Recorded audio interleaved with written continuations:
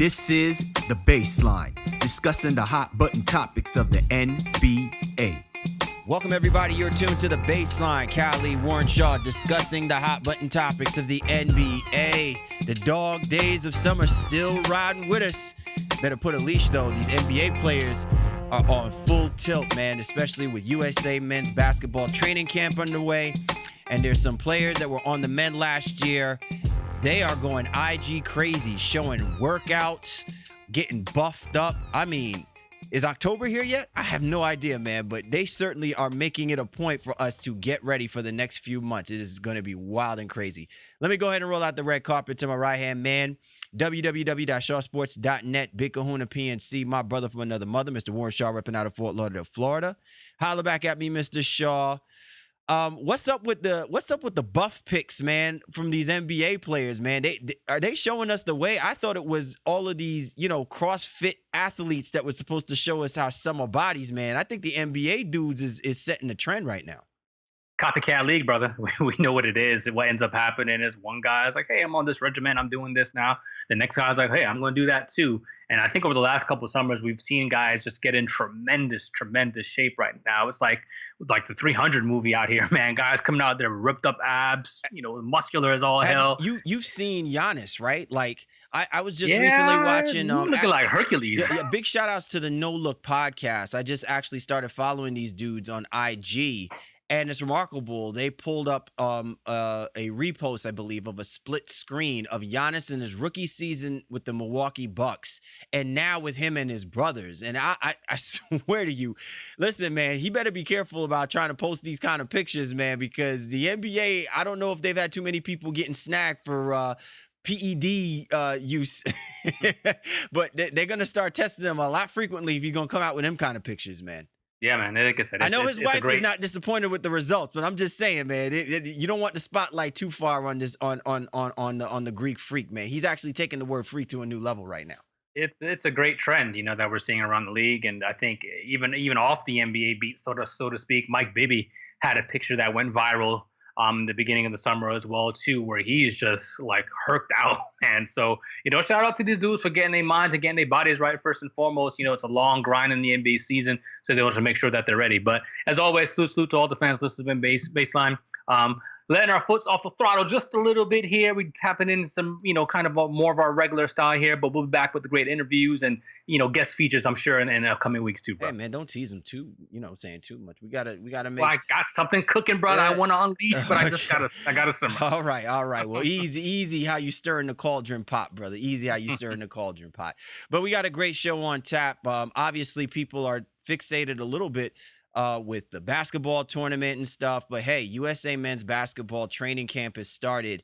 And listen, don't blink, man. 2020 is right around the corner. And clearly, we are going to be very interested about what roster Greg Popovich rolls out for our USA men's basketball team. But we have some interesting topics to discuss with reference to the training camp. So that'll be our subject of the breakdown. And in our subject of the drop, we're going to talk about the Rockets. We didn't get a whole opportunity in the offseason to talk about this because Daryl Morey has been kind of stealth with his moves and acquisitions.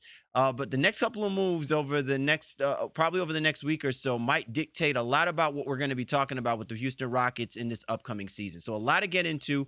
Once again, we appreciate you and yours for tuning into the Baseline NBA podcast, available on all the major platforms. You know where to find us. We always ask you to download that platform, throw on your headphones, kick back, relax, and allow us to be your go-to resource discussing all things happening in the association.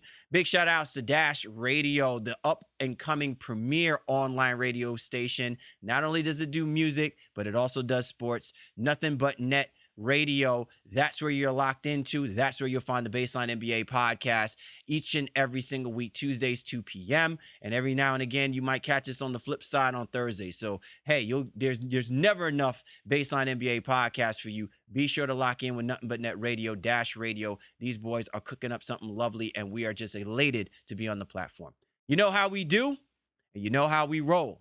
Time now for the breakdown. Time to break it I break it down to the bone gristle. Time now for the breakdown. Callie, Warren Shaw, the Baseline NBA podcast. The main topic for the breakdown this week, USA men's training camp. Men's basketball training camp is underway. And the topic of conversation really isn't about us talking about these guys working with Greg Popovich. Albeit, though, I think part of the conversation would be about the reception that Greg Popovich is giving, the red carpet treatment he's giving to his newest acquisition in DeMar DeRozan, and maybe a couple of players who didn't appear at training camp, Shaw. Listen, like we were saying before we started recording this podcast, man, this doesn't seem to be about the who's who of USA men's basketball mini camp or training camp. It's more about the what's what going on with these players in a USA men's training camp with relation to all of the craziness that just happened in this offseason. Yeah, under normal circumstances, you're gonna get a lot of, all right, how is this team gonna gel? How are they gonna fit the roster together, et cetera, et cetera, et cetera.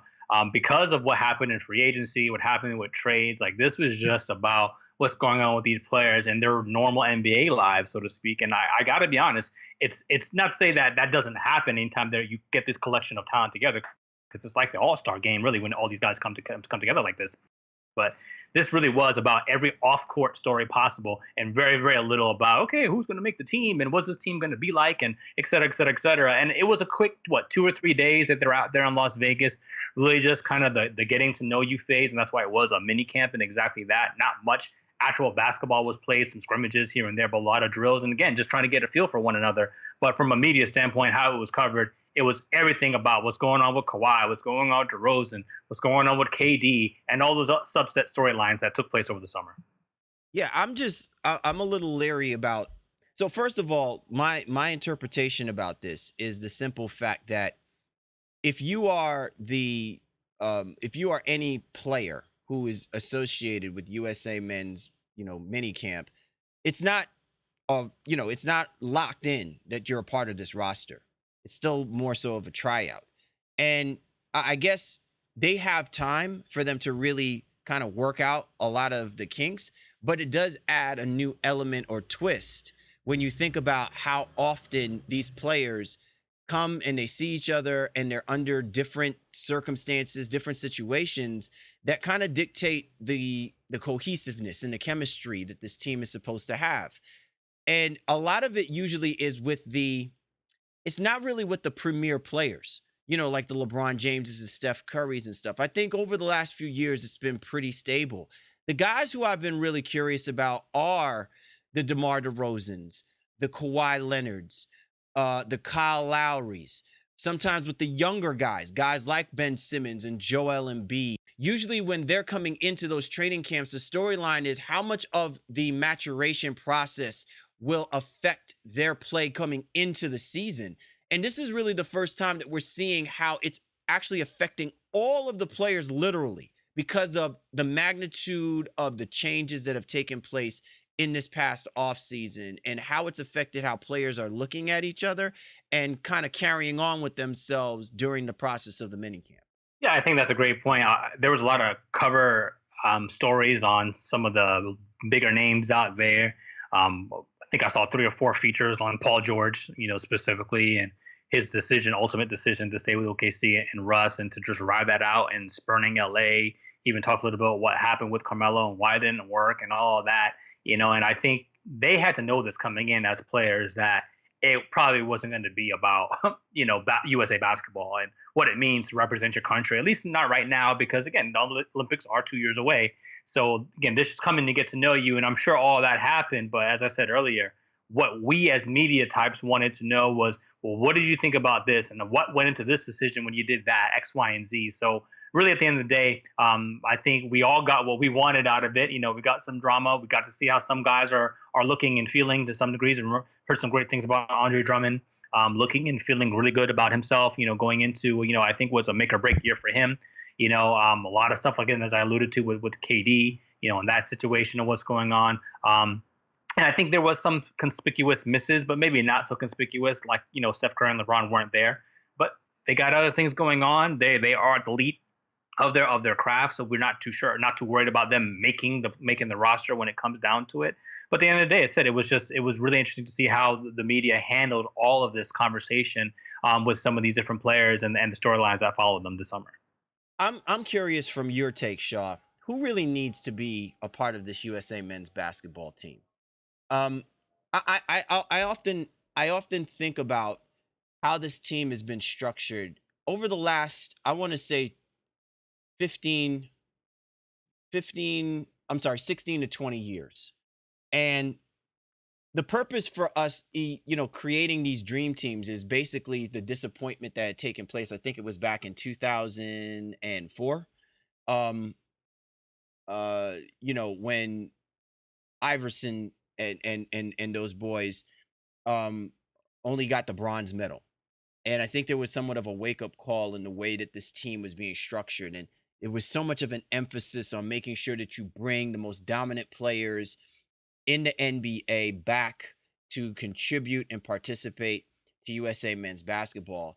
And I feel like while I'm happy to see guys like LeBron James, guys like Kevin Durant, Steph Curry take the mantle, I still wonder with this aspect of things, because there is such a plethora of talent, how long is too long that we get too used to seeing the most dominant players having to come and play and participate in USA men's basketball? Because minus Carmelo Anthony, I feel like all of these guys have already proven everything that they've needed to prove it, Yeah. not just on a NBA level, but really on an international level about what their game means, what it translates to, and how it's affected people. Not just marketing, but just in general. So when I don't hear enough about the DeMar DeRozans, and I don't hear enough about the John Walls and the Kyrie Irvings. I think that this is a great platform within a 4-year window to really see these guys step out of the shadows of these great players and kind of start making a name for themselves. And I'm just wondering,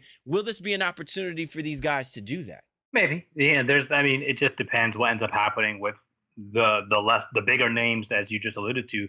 Do they ultimately want to commit, in 2020? And if they do, well, then that means less spots for other people because those names are bright. They still are going to be playing at a high level. LeBron, 2 years from now, you're like, all right, well, he's still LeBron, so and his name carries that weight and that kind of mantra and pride for USA.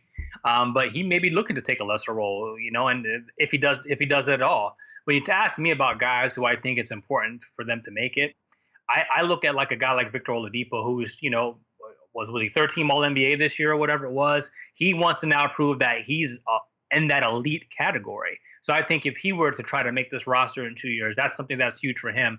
It's a long shot, but I think it would mean the world for a guy like Isaiah Thomas to get on there. I don't think that's something that's going to happen. But I look at Oladipo, I look at Devin Booker. Those guys who are right there at becoming like kind of the next men up, so to speak, in terms of being the faces of their franchises and the faces of the NBA, so to speak. Those are two names that really stick out to me that I'd love to see make a push and challenge these guys to be on the roster. Yeah, I'm of the mindset that while the USA men's basketball team should still be the most dominant, and the expectations that they should play to the most dominant. I don't think the dependency has to be that we need our top 5 players each and every single time. There can be a balance. You can use 3 of the 5, right? Like James Harden, to me, he just finished becoming the MVP. I think that this is his time. I think that this is Russell Westbrook's time. These guys were the MVPs over the last 2 seasons. They really should be the ones to lead the charge. And the other thing as well, too, I don't want to use the USA men's basketball as a platform for something that they should be doing in the NBA each and every single year. But they are going to be part of the faces of how we look at the NBA, especially on an international level. And I sometimes think that because you still have guys from the previous 3, Olympics that are still the faces for them, it diminishes the brand of USA men's basketball when you have perennial MVPs still playing second fiddle to a LeBron James or to a Kevin Durant. I'm not saying that those guys shouldn't be there. I mean, if their heart is in it and they want to play, I'm all for it. But I do think that this really should be the time where these MVPs are stepping up in the prime and doing great things, that they should be front forward faces for USA men's basketball. And you have that window within the next 2 years to establish that. And I just wonder if whether or not that will be part of the focus in doing that. Yeah, I do. I wonder as well.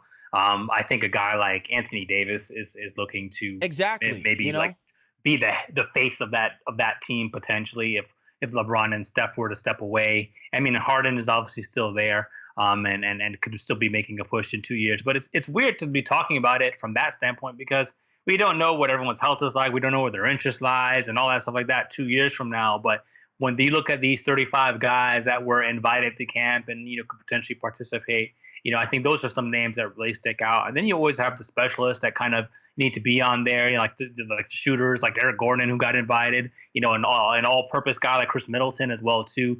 Where are these guys at 2 years from now? Are they still interested? Are they still even in the mix? If some of these other guys kind of knock themselves off, you wonder where DeMarcus Cousins is at in his career 2 years from now as well. But again, USA basketball is in great shape, in terms of what they're going to be able to represent out there. And I think for us, as you're alluding to, yeah, it would be nice to maybe change the faces up a little bit and usher in that next crop.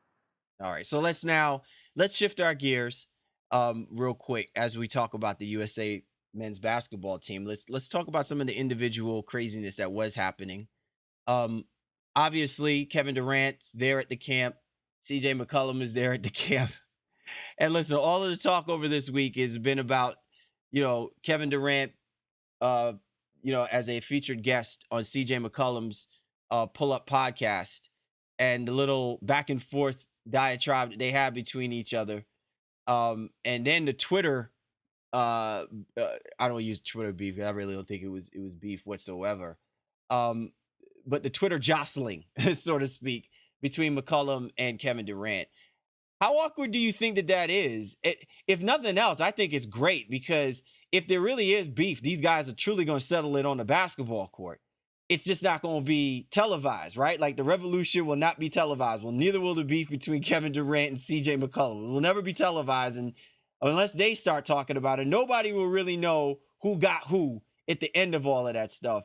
But what do we make about all of these little tidbits and cues of things that have been taking place with some of these players? And do you really think that they're actually taking it out as they're out there on the basketball court? There was word that there was a lot of one-on-one action going on after the practices, and Kevin Durant was in the heart of it.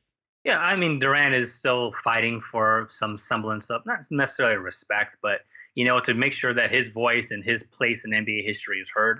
In a lot of ways, it's not just as a player, but as an athlete who speaks out and just speaks his mind.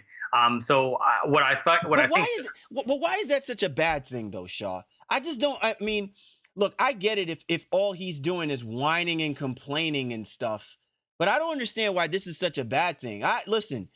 This is who Kevin Durant is, man. Like, and if he was somehow suppressed, if he was somehow quashed down of being the way that he is now, when he was in Seattle, when they couldn't buy a win, when he was drafted by the Supersonics and then moves to OKC and basically, kept that organization afloat once they decided to draft Russell Westbrook.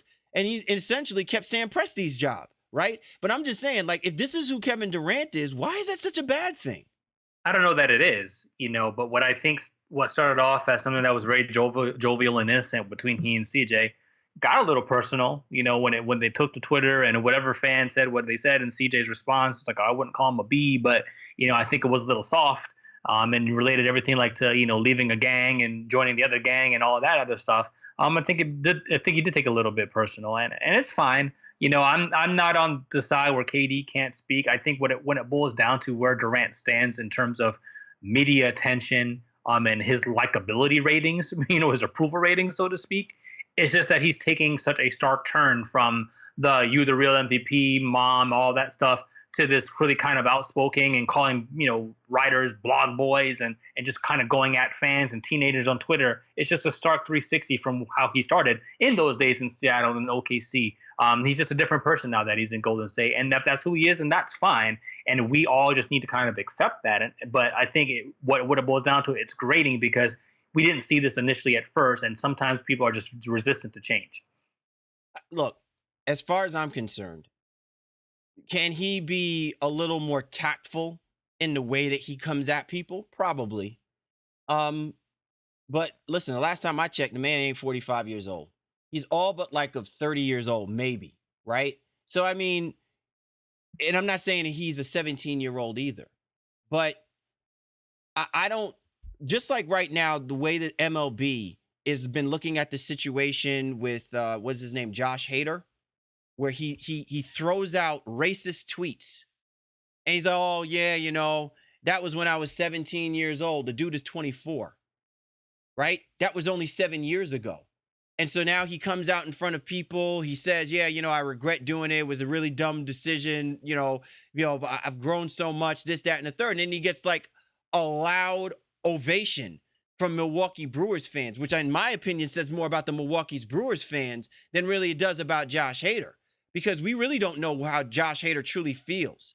And I feel like you can correlate that in a way with Kevin Durant, because if Kevin Durant has been the type of person where he doesn't take no flack from nobody, right? And he comes at you. Well, listen, you put stuff out there that leaves a person open to come at you on. So you can't be mad at that now that it's actually come out in public. It's all great when you do it and no one says anything. Then you are in the spotlight. Oh, you're the guy that got KD. But then KD comes at you and it's no longer cute anymore. It's not funny anymore. It's not a I got by KD type of moment. It's more about KD being sensitive and being all up in his feelings and things of that nature. It's just really interesting to me that we have these expectations for athletes, and especially now with the way of the landscape of what we consider as the pro athlete, especially in the NBA, in this quote unquote Trump era of presidency, how we look at athletes, that we now have changed the narrative that players are too sensitive when they clap back at people who put out things or say things on any given occasion. If an athlete does it, then they're quote unquote coming down to the level of the social media person or the fan that's actually going at that person. I just don't buy it. Well, it's a wicked two-way street, I think, and just the catch-22 that all athletes are in. It's like, you can be the humble guy and just not respond, or you can go back out there and in some instances be called petty because you are responding. At the end of the day, we want our cake to eat it too. We want, if he's going to reply, we want it to be all bubbles and ice cream. At the end of the day, just want it to be super sweet and, oh, what a nice guy, da, da, da. But if you're saying something scathing, well, everybody has the right to reply. But at the end of the day, it's because he's on this platform and we feel like, okay, well, you always need to be the bigger person when it comes to that. When it comes down to the Durant situation, his sensitivity, yeah, I do think he's a little sensitive, but it doesn't bother me. It doesn't change my life one way or the other. I think people give it more attention than is necessary. But I think we could all do a little bit better job, of our interaction and working with KD on what his interactions are going to be back when we're going at him, as a media or as fans and things of that nature. Well, and let me also throw something out there, because I don't want to sound disrespectful, but what I'm saying is going to come off disrespectful. I just think that the media needs to take a step back sometimes. I understand that everybody is looking for their angle. Everybody's trying to find their way in. Everyone's trying to put a star next to their name. But when you word the questions in the way that you do, don't be surprised if you get a visceral response from some of the athletes. Like, look, I'm just keeping it real. Sometimes some of the questions don't merit a response, and maybe that's what the players should do, because it's not the right platform to have that question answered. Right? Like, you're asking about the beef regarding CJ McCollum. And if it has nothing to do with USA men's basketball, then I don't understand why you're asking that question. But I understand you're the media. You feel compelled that you should have to answer the question. But then don't be surprised if the player gives you a snarl remark or gives you an answer that is unapprovable, and then it justifies you to say, oh, well, this is how Kevin Durant really is. No, this just means that you as a reporter are not doing it in a context where you're going to get a valid answer from the player, because this is not the right platform to do it. And sometimes I think that the media puts themselves in that position. So I'm not saying that the media isn't justified. I'm just saying don't be surprised when players flip it on you simply because you don't understand the etiquette or the rules of etiquette and how you should be throwing these questions out there. There's just some platforms that are not the time and place to be asking those kind of questions. And if nothing else, even if it's at the expense of you trying to make a name for yourself, you could be doing a disservice for the whole reason why you're even there to begin with. You know what I'm saying? Like, if this is USA men's basketball, why are you asking a question about probable beef between two players who are supposed to be playing on the same team? You can ask that question outside of those parameters, but you really have to ask that question after they just finished having the practice. It makes it seem more like it was more about the beef between them than these guys actually going out there who are supposed to be participating and playing USA men's basketball. Well, I mean, that's what we're saying. This mini camp wasn't about USA basketball. So, it was all about drama. So I think when you talk about that and then you look at people wanted to see how Pop and DeRozan were going to interact, for the first time, Pop saying they did their homework, but he didn't have a pre-existing relationship with DeMar. And that's weird for a guy, and you can't have a relationship with everybody, but Pop being in the league as long as he has been, just feel like, wow, he's never really been able to establish a relationship with DeRozan. But again, they play in opposite conferences, Toronto, San Antonio, opposite ends of the world in some respects as well too. So that was cool to kind of watch and see, and those were the stories that people wanted to find out. I think Kyle Lowry, in his comments about not wanting to comment on the trade, and then not knowing whether or not he spoke to Kawhi Leonard, I think that was great theater, and that's perfect Kyle Lowry, and it was a true testament to what was going out there in Las Vegas at this basketball camp. It was about everything else but basketball, in the truest sense of the word. And I think if you're the NBA, you really do have to start being careful about that, right? Like, because we enjoy part of this. We enjoy the dramatization, the underlying storylines and things of that nature. But when it starts to filter and infiltrate the structures of a lot of the things that has made basketball great and has made it a popular and internationally well-liked sport, we then not only just start looking at the players a little skeptically, we start looking at the organizations and how they're managing it a little more skeptically. And I'm just saying, I'm not trying to, blow it up out of proportion or nothing like that. But I will say that sometimes it does have an effect. I don't want to use the word visceral, but it does have an adverse effect at times with the way that the organization looks at the roster and how they're putting the rosters together, simply because some of that drama overflows into unnecessary scenarios and situations that blindly affect how these teams are being put together. Again, it's only 2018. USA men's basketball will not be in full effect until 2020, right? And like around 2019, 2020. But the realistic aspect of this is that if we continue to keep focusing too much on that, you know what? We're now going to be talking about more about the player's character and how that fits with the USA men's basketball team than the actual player's potential and what he brings to the team itself. Well, the last thing I'll say about it is I still feel like Pop, just being the professional that he is, you'd assume, he and Colangelo, they still took it very seriously. While Pop obviously had a personal agenda there to create an established relationship with DeRozan, they still have a job to do. They still needed to evaluate who was there. So I'm sure there's some players who probably played themselves off of the roster, in the 2 or 3 days that they're out in Las Vegas, and maybe some who kind of surprised themselves. And even with kind of what we alluded to in the beginning of the show, with how they've worked out and gotten their bodies in shape and whatever new skills they have on the court. The one good thing I thought was cool to see was people sharing of the sharing of information.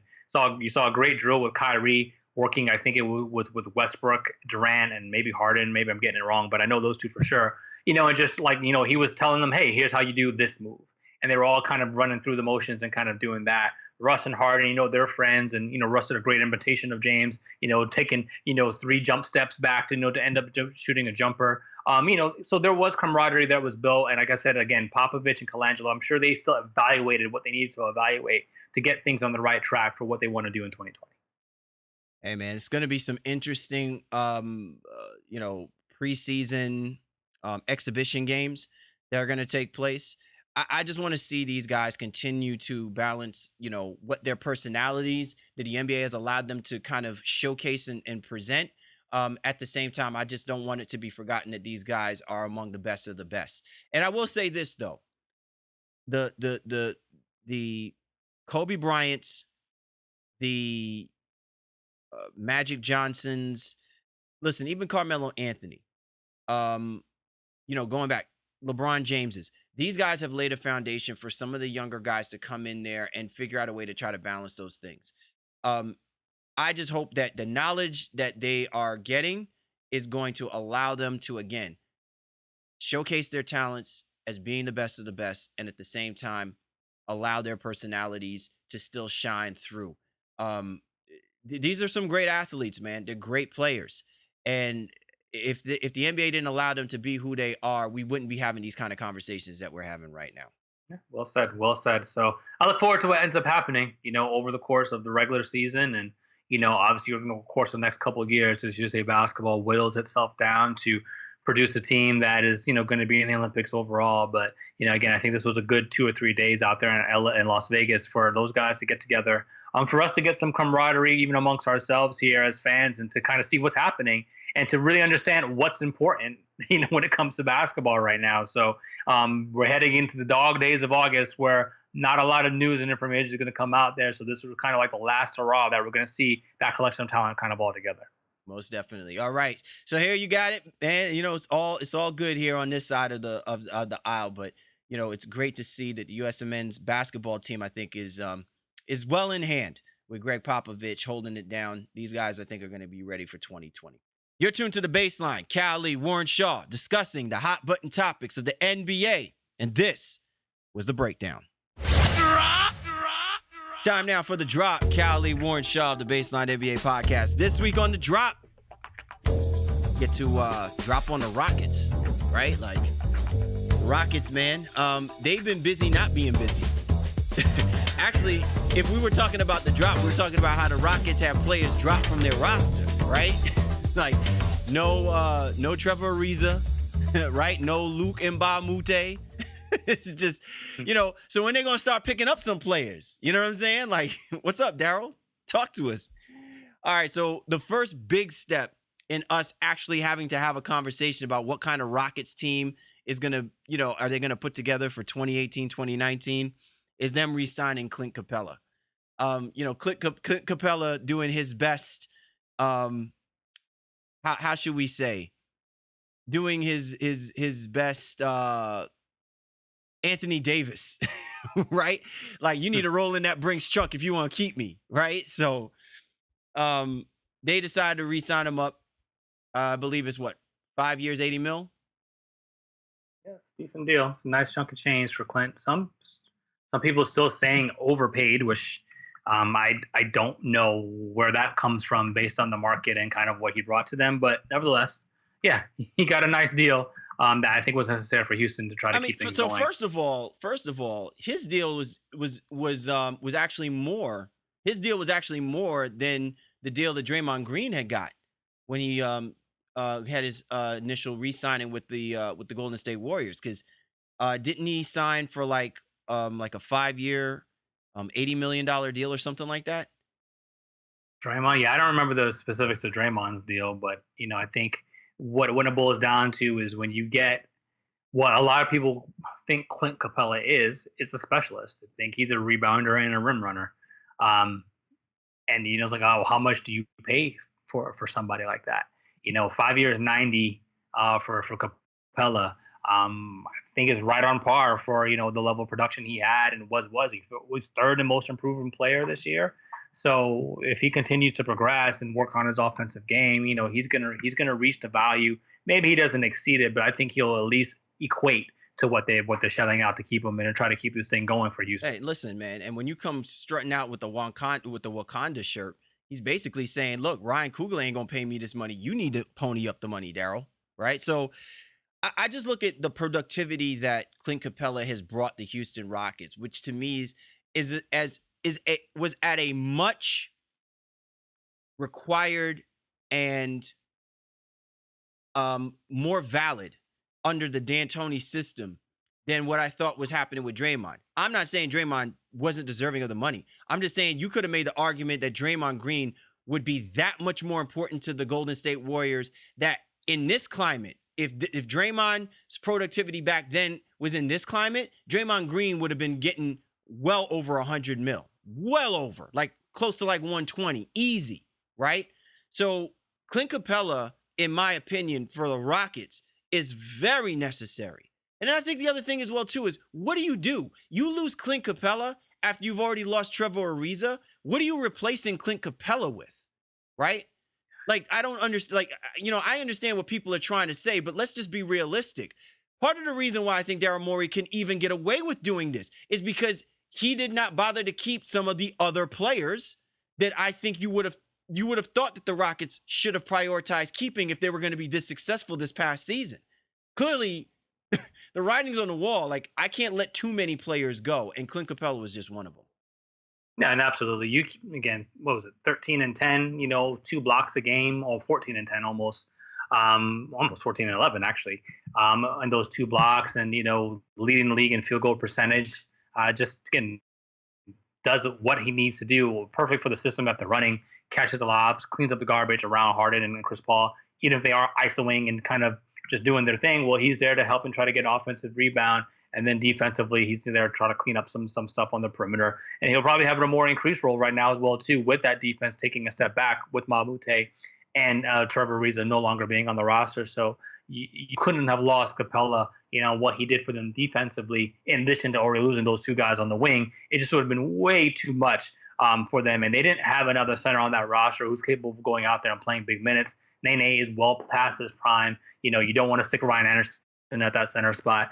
So they had to get this done, and it's a good thing they did because it was looking real bleak for there for a minute. With the reason Mamute taking their talents. I mean, yeah, shed the thought that we were going to actually have to start talking about another team, maybe the Portland Trailblazers, like CJ was saying. He's like, hey, Warriors and Rockets were 1-2. We were right there at number 3. So I guess we would have been talking about the Portland Trailblazers taking that number 2 spot in being the ones who are in line to step up and take on the Golden State Warriors, right? All right, so let's go ahead and switch. Let's go ahead and switch gears, man. Listen, it's all well fun and jest, and big up to CJ McCollum, especially as an athlete, to be able to have time to do his podcast. I know there are other athletes that do it as well too, but we also respect those guys out there that they've developed a platform for them to be able to have conversations and stuff like that. But if it's out there, we're gonna talk about it. You know what I'm saying?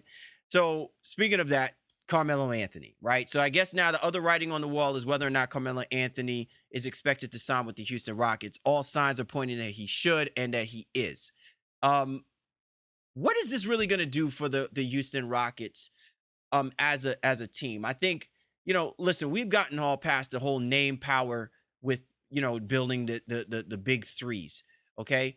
Either you're going to have like the Golden State Warriors and what they got is the big 5, or you're just going to have a really well put together team. And I think if you're the Houston Rockets, you have to start looking at, are you going to have a well together have put together a good team? So if it's Carmelo Anthony, what exactly is that saying about the Houston Rockets? And is it really saying that this is a level of desperation, or is there an actual need to have a Carmelo Anthony on this roster? I think you're trying to match talent. I think Morey is going to be very blatant about that once it actually does happen. He signs his veteran minimum deal after still securing the bag from OKC in Atlanta.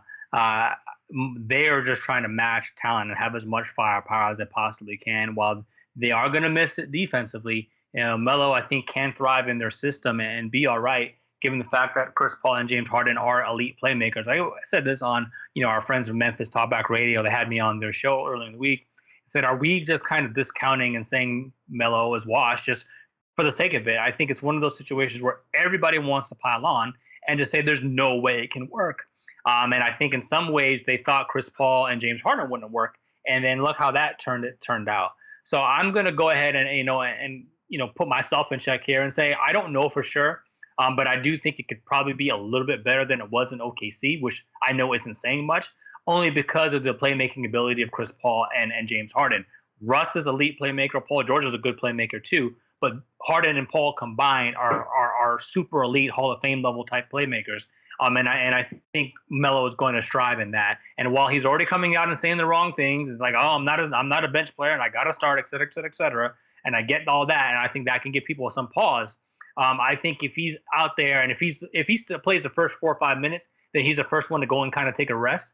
Then he's coming back in and really playing against some of those second units of other teams. I think he is going to thrive and he's going to be okay. And I think although D'Antoni and he didn't necessarily mesh as great as everyone liked the first time, I think it's a different situation, and we have to wait to see how it pans out. Well, I think it's a different situation because Mike D'Antoni is working with more playmakers. He's working with more talent than what he dealt with in New York.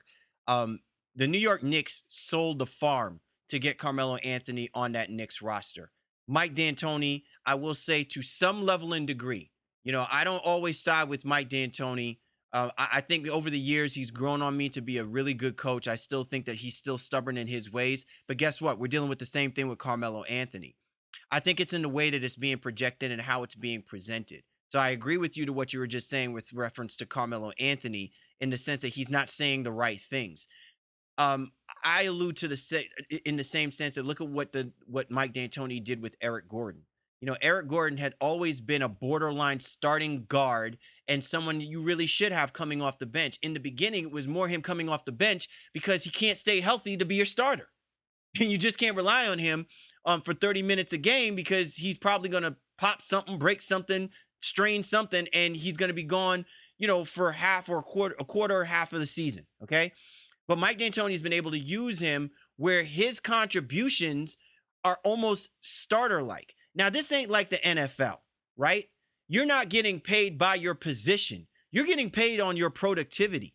And if you're Carmelo Anthony, I think it suits you well to kind of just make sure that your game starts to evolve and translates to where we're no longer questioning that the only way that Carmelo Anthony can play is if we go digging back into the caves and using hieroglyphics and searching for the ways that Carmelo Anthony in his heyday playing with the Denver Nuggets was the golden formula to figure out how to make Carmelo Anthony great again.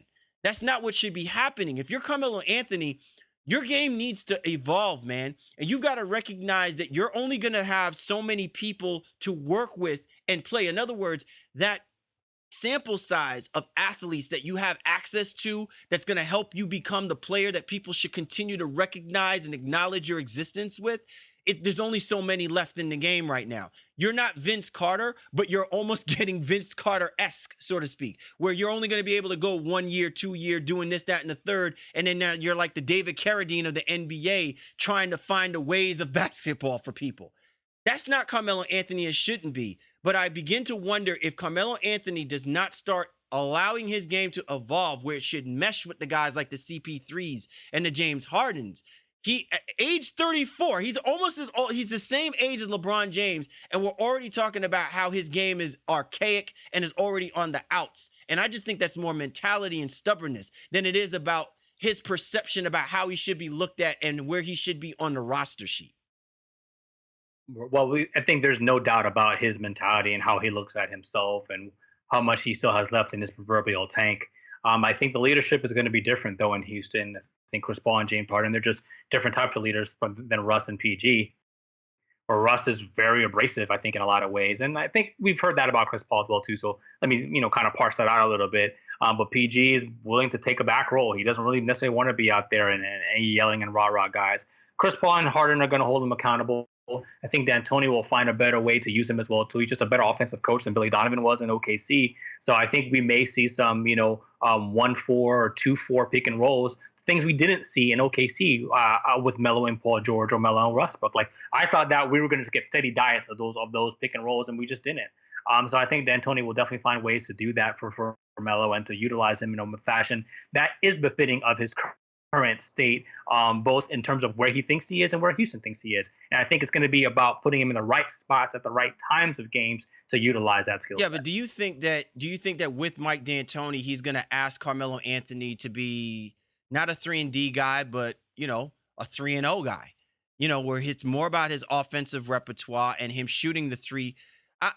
I've said this, numerous times about Carmelo. I'd say that maybe like in the past that probably would have been what it was, and I think in New York that's kind of what they tried to go with. Melo, you're our guy. Go out there, score all the buckets we can. We'll fill in around you. But D'Antoni, he knows they have to play defense. Morey knows they had to play defense, and that's why they jumped up to 6th in defensive rating last year. Now again, it didn't work itself out, and they didn't do all the same things, defensive mentality and pressure in the playoffs, especially against Golden State. And they did have some falter, but they held their own. And I think D'Antoni is going to have to get the message over to Carmelo, saying, listen, it's a different time if you're trying to be championship level. I, as an offensive-minded coach, I have realized the error of my ways, and no, we got to get some defense in here. So I said the same thing on the Memphis Talkback show. Melo was never going to be a defensive stalwart. He's not going to be some guy who gives you a 95 defensive rating. But the effort has to be there. The physicality has to be there. The conversation, communicating with his teammates out there when it comes to defense, it has to be there. And those types of effort can bring you to a championship level. Although it may not, again, he's never going to be, Bruce Bowen or somebody like that, or Ron Artest in the heyday. But he's got the physicality in a lot of ways to to put the effort out there and to help Houston on that side of the basketball. So I agree with everything that you're saying. But I do wonder though, will Mike D'Antoni help Carmelo Anthony in a way that where I felt that the Houston Rockets had faltered? It's not so much the fact that, they're because again, their defensive rating, leaps and bounds better than where they were the year previously. But I also saw that this was a basketball team that found themselves in droughts, right? Um, Carmelo Anthony he has an excellent opportunity to do what most other teams will be inept to be able to do, is when you have an elite scorer come in and stave off, you know, egregious runs. When I call them egregious runs, I'm talking like the runs like what the Golden State Warriors are capable of doing, which is running off, 17-3 runs. You know what I'm saying? 21-3 runs. A lot of that is, even if your defense is failing you, that you can at least score buckets in that time span. And where the Rockets tend to falter at times is when their primary players are shut down, they have no one else to look to get buckets. Now, it's either Clint Capella's game is going to evolve, or you got to throw Eric Gordon out there a heck of a lot more than what you were trying to do before. But if you got a guy like Carmelo Anthony, who is capable of scoring in so many different ways, there has to be some way of allowing Carmelo Anthony to be your neutralizer. There has to be a neutralizer on that basketball team if you're still trying to compete with the Golden State Warriors. And I'm even going to say this as well, too. Even if you're going to compete against a team like the Boston Celtics, I think the Boston Celtics now, if you add Gordon Hayward and Kyrie Irving, you've got neutralizers on that team. That if the Celtics go in, if the Celtics defense is up to snuff, but they go into these droughts, you have guys can go get you buckets. And I think that's what's going to separate a lot of these teams in this upcoming season. I think that's what's going to separate the men from the boys is, do you have a neutralizer? Do you have a go-to guy who's going to go get you buckets when your other players can't come through for you? And I think Melo is going to relish in that opportunity. If Paul and Harden are struggling in any way, shape, or form, Melo is going to be more than willing to take on their torch and take that responsibility. Now, does he do it and do it well? That's what remains to be seen, because he did miss a ton of open shots with OKC. And again, that fit just wasn't right. So how do they utilize him? Do they put him at that mid post position? Do they involve him in a lot of pick and rolls? Or they just try to have him be a spot up shooter and fit in, get in where he fits in?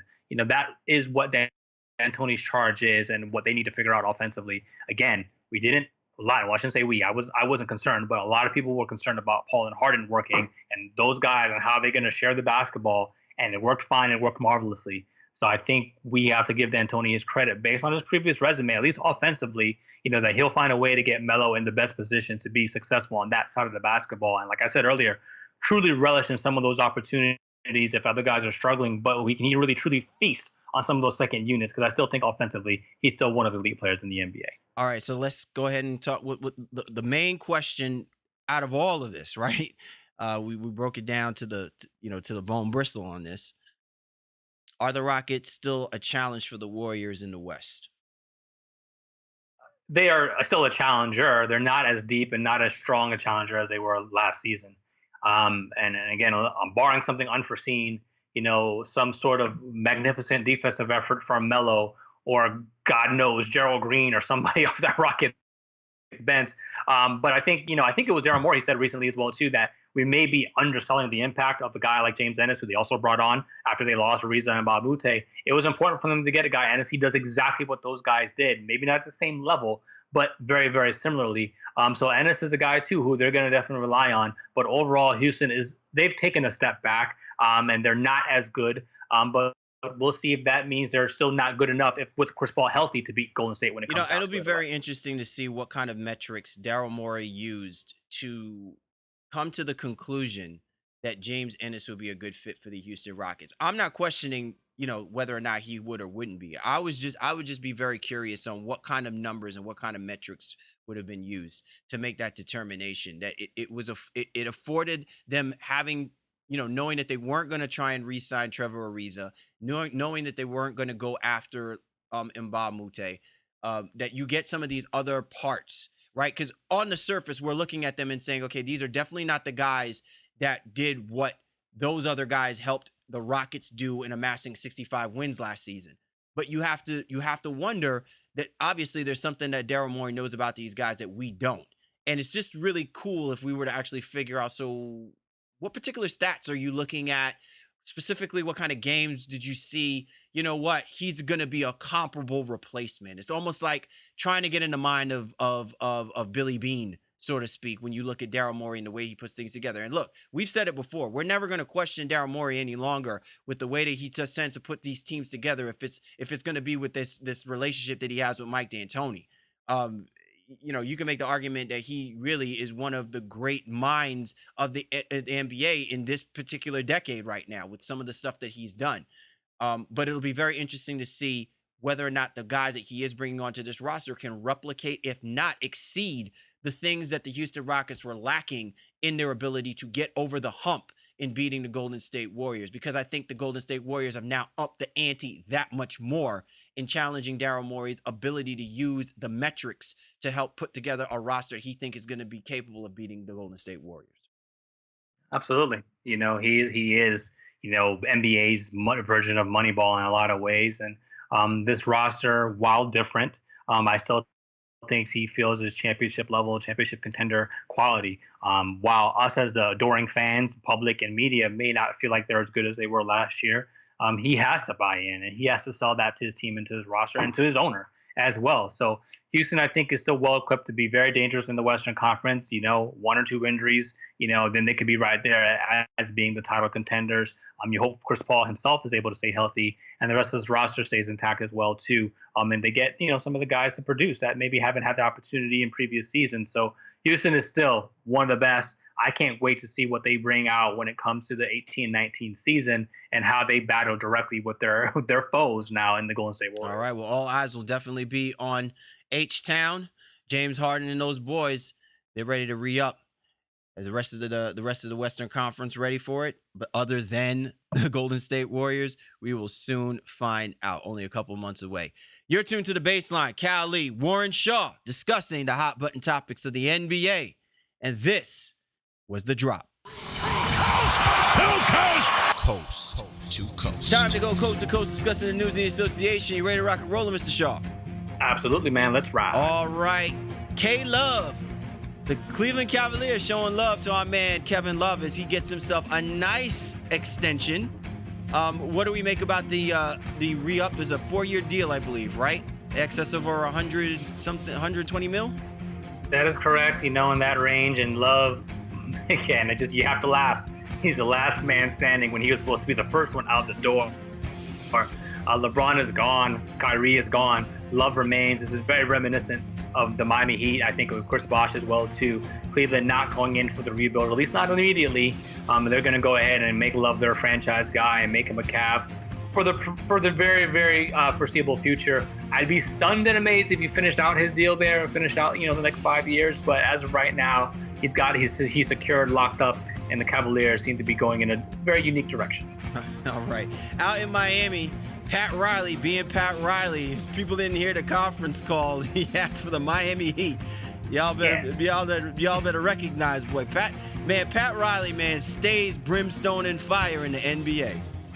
Yeah, he lit up Whiteside a little bit again, saying, I think he can be this if this happens and this happens and this happens. And it was just this whole litany of things that we don't think are going to happen for Hassan Whiteside. So, while we were just talking a couple of weeks ago, they buried the hatchet because they weren't able to trade him.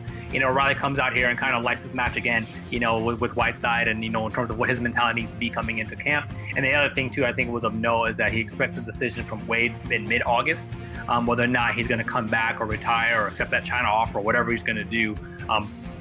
He's made it very clear that he wants Wade back in that fold. All right, out in Atlanta, Vince Carter, boy, VC, he's still staying strong, man. He signs a 1-year deal with the Atlanta Hawks. I'm more so happy about, Vince Carter.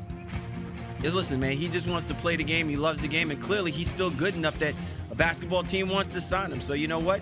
Atlanta, do the damn thing. Get that man on your roster. Yeah, BC going to Atlanta really as the wily veteran to kind of rein in some of those young guys on that team and really just be that locker room presence. And Vince is just a great ambassador for the game of basketball and, true testament, of aging with a lot of dignity, not complaining about his role, just wants to go and do the right thing. Some people I've heard are upset that he actually signed with Atlanta and just like, oh, why that team? That team is so porous, et cetera, et cetera. And I think he may or may not finish the season there. If he doesn't, you very much think that he probably winds up in Toronto as kind of, a coup de grace to his career, whether that be this year or next season. Guys like him and Zach Randolph are the only only dudes right now that I can say at their age and what they've given us in their prime years and through the years. They're the only ones that really have the ability to, I feel like, can call their shots. They've shown loyalty and dedication. Vince Carter has been responsible for the Toronto Raptors being what the Toronto Raptors are right now. Zach Randolph has been responsible for the Memphis Grizzlies being the organization and the team that they are right now. So as far as I'm concerned, they're the only ones that I feel like they get it. There are other guys that are out there that, of course, they're looking to find a way to win a championship, ride the coattails, so to speak. And I'm not trying to disrespect guys like David West, because I think David West, to some level and degree, did the same thing. So he did right by himself, and he also did right by the Golden State Warriors and giving him what the San Antonio Spurs couldn't get out of him, right? But guys like Vince Carter and Zach Randolph, I think, are well-deserved. That if they want to go out there and ball because they are physically capable of balling and they know that they can do good for any basketball team that they choose to play with, you know what? Do the damn thing. I applaud you, Vince Carter. Finally, Shaw, off-season workouts, man. Guys showing it off, boy. Jason Tatum, Markelle Fultz, the Greek Freak. You gotta love it, man. These young bucks, boy, they are taking advantage of the IG platform in some kind of way. Yeah, Giannis out there ripped up, as we alluded to the outset of the show. Rudy Gobert posted a pic out there. He's all abbed up. You know what I mean? You think it's not a spray tan. These guys are putting in the work. So shout out to them, man, and going out there and doing the damn work.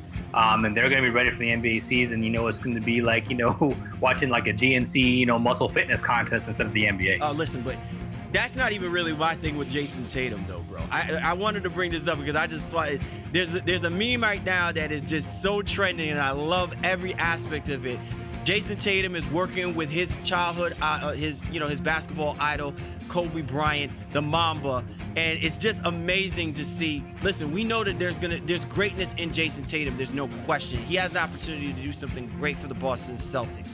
But just the fact that he's working with the Mamba and the memes that are out there right now, and I love the one that they just recently posted where it says, Tatum says, so when I pass out of the double, and Kobe goes, when you what? You know what I'm saying? Like, that's the kind of stuff that I love seeing when you see young guys that are, rookie all-star personified on the ascension level of greatness, working with the legends of the game. Like, this is the kind of stuff that you want to see because they're going to make the NBA better for years to come. Man, people are on their grind, and a guy like Tatum getting to do his thing with his childhood idol, and learning out there with the lead trainer Drew Hanlon. It's great, and Hanlon is just he's somebody who we'd love to have on this show. If you haven't listened or heard his show, the Pure Sweat podcast, it is just what he does as a trainer in the league, working with guys like Embiid and Markelle Fultz. He's playing a key role in Gordon Hayward in his comeback as well too. Huge clientele and list that he's working with right now. So the NBA is really trying to make the NBA players are trying to make themselves better, and guys like Hanlon are doing it. Especially when you guys get guys like Kobe to come in here and also assist in your training. That's just a whole other level right there. Yeah, most definitely, man. Woo! Awesome show all together, man. Great stuff, great content all around, brother. Hey, man. We going out with a bang, man, as the summer starts to inch a little bit closer to the fall. Yeah, man, it's been a wild one. It's moving real rapidly. Not at a glacial pace right now, but now it will seem the glacial pace till the NBA season will come. Those dog days of summer are definitely upon us. News is going to get real light. Only a few stragglers out there in free agency to even discuss. But we're still going to keep it tight, man. Keep it hot, bringing in some great content. Got some great off-the-court news. I got something personal going on as well, too, from a basketball side that, a new site I might be writing for as well, too. So stay tuned with us, man. We're going to keep it and keep you all nice and cozy throughout the summer until the fall begins with the NBA season starting in training camp in September. I like to hear that, brother. I like to hear that. All right, so for you and yours, once again, we appreciate you tuning in with us. For the Baseline, Cal Lee, Warren Shaw, we appreciate you guys. You know we do. And we'll catch up with you next time.